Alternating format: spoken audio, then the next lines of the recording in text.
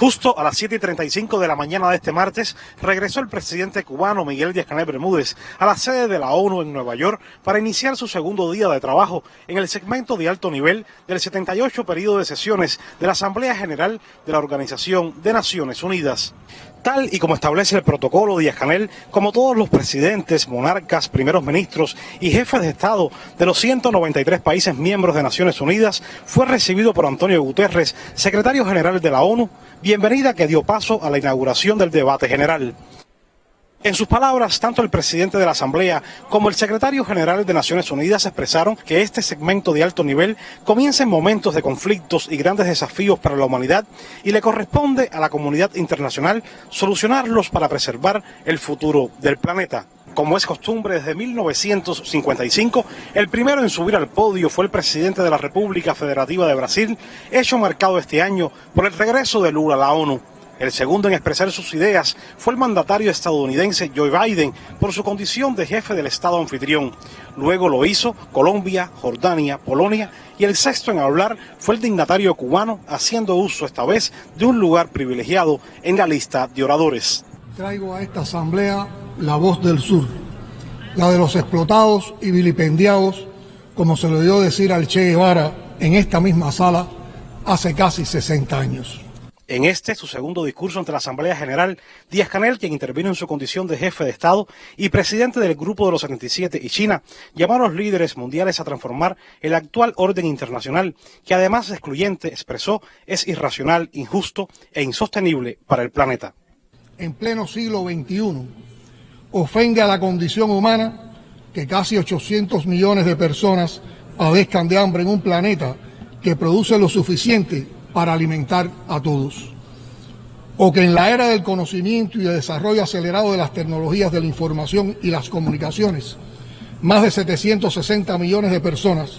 2/3 partes de ellas mujeres, no sepan leer ni escribir. Cuba no cejará en sus esfuerzos para impulsar el potencial creativo, la influencia y el liderazgo del G77. Nuestro grupo tiene mucho que aportar al multilateralismo, la estabilidad, la justicia y racionalidad que hoy requiere el mundo. Díaz-Canel expuso también los resultados de la reciente cumbre del G77 y China, celebrada exitosamente en La Habana y en representación de los 134 países que integran la agrupación y del 80% de la población mundial, llamó a la lucha contra el cambio climático y a la cooperación norte-sur, porque los esfuerzos de los países en vías de desarrollo, dijo, no bastan para implementar la Agenda 2030 ni cumplir con los objetivos de desarrollo sostenible. No estamos pidiendo limosnas ni rogando favores. El G77 reclama derechos y continuará demandando una transformación profunda de la actual arquitectura financiera internacional porque es profundamente injusta, anacrónica y disfuncional. Porque fue diseñada para lucrar con las reservas del sur, perpetuar un sistema de dominación que acreciente el subdesarrollo y reproducir un modelo de colonialismo moderno. Necesitamos y demandamos instituciones financieras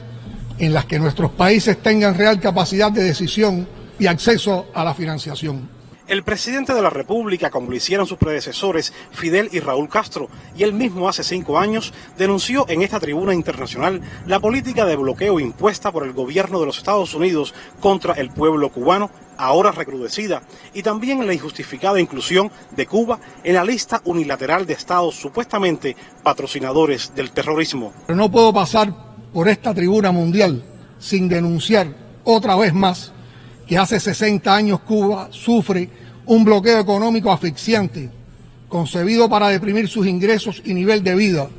padecer escasez continua de alimentos, medicinas y otros insumos básicos y coartar sus potencialidades de desarrollo.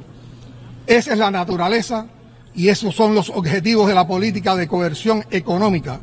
y máxima presión que aplica el gobierno de los Estados Unidos contra Cuba en violación del derecho internacional y la Carta de las Naciones Unidas. No existe una sola medida o acción de Cuba para dañar a los Estados Unidos, para perjudicar a su sector económico, su actividad comercial o su tejido social. Durante esta primera jornada del debate, los líderes mundiales abogaron por la paz, por el fin del conflicto bélico en Europa y por el cese de guerras antiguas en otras regiones del planeta y el uso de armas químicas y nucleares. Igualmente se pronunciaron contra la desigualdad, el hambre, las drogas, la contaminación ambiental y por el cese de las medidas unilaterales contra estados soberanos que violan lo establecido en la Carta de Naciones Unidas, como es el caso, coincidieron, del bloqueo del gobierno de los Estados Unidos contra nuestro pueblo. Brasil seguirá denunciando medidas que se adopten sin el amparo de la Carta de las Naciones Unidas, como el embargo económico y financiero impuesto a Cuba y cualquier intento de poder clasificar este país como un Estado que patrocina el terrorismo. País injustamente bloqueado, al que un presidente de mi país sugirió y lo logró que se le incluyera en la lista de países terroristas solo porque había ayudado a hacer la paz en Colombia. Sudáfrica continúa llamando que se suspenda el bloqueo económico impuesto hace 60 años contra Cuba. Un bloqueo que ha causado un daño indecible a la economía y al pueblo cubano. Las restricciones impuestas contra Cuba han dificultado el acceso a alimentos, medicinas y otros bienes básicos, generando el sufrimiento humano, impactando en su economía y desarrollo. Hacemos un llamado a que se cumplan las múltiples resoluciones aprobadas por esta Asamblea General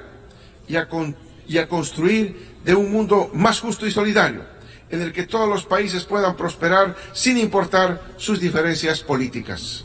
Asimismo, rechazamos y condenamos la inclusión de Cuba como un promotor del terrorismo dentro de las listas unilaterales de Estados Unidos, usando ese argumento para imponer mayores medidas restrictivas en contra del pueblo cubano.